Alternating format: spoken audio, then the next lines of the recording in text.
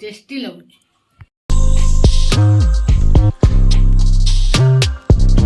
जय जगन्नाथ बंधु माने, मु आपण मानक स्वागत करुची। मु आज बनैबी कखारु डंक राई।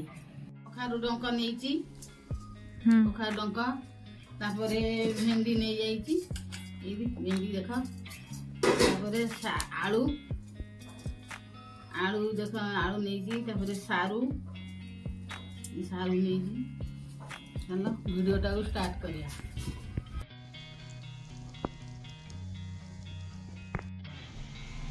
कड़ा को मु चुली रे बसे गरम करती।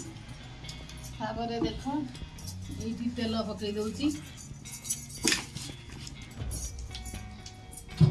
देख ये मु तेल पकई देली। देख मुझे जीरा सोरिष पकई देली।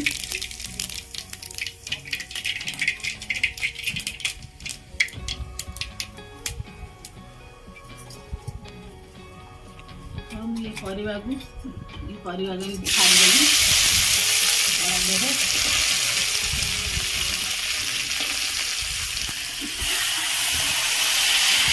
गोड़े दूसरी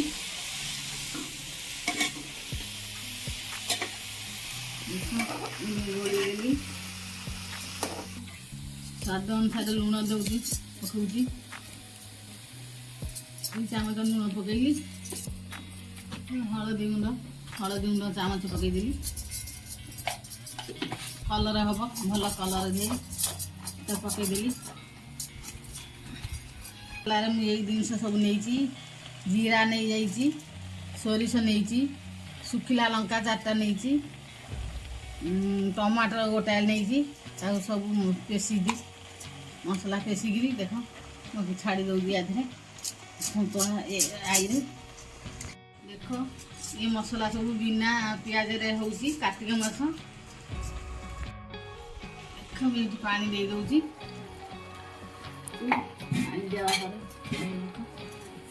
चापा को घोर दौची। देख थाली उठे आम देखी नवा, उठे दबा।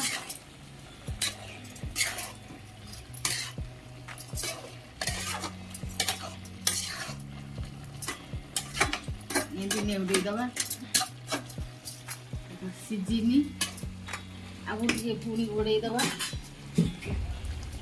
पुणी घोड़े दबा।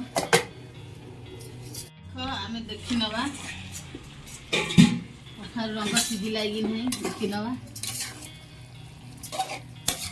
ये देखिए पानी टे देदबा सीझीनी घोड़े दबा।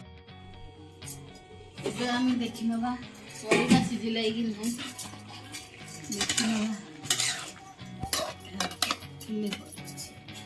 सीझीगला परिवा।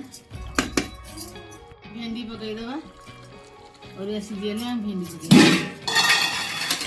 पकईकरी गोड़े दबा। गोड़े देगी रुकी दबा। कखारु डंक राई आमर गलाई।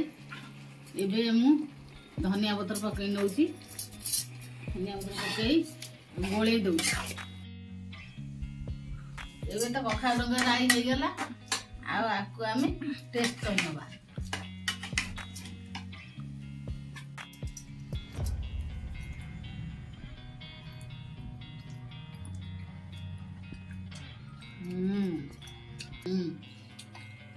टेस्टी लगुच। भी करी खातु निश्चिंत। रहुची धन्यवाद।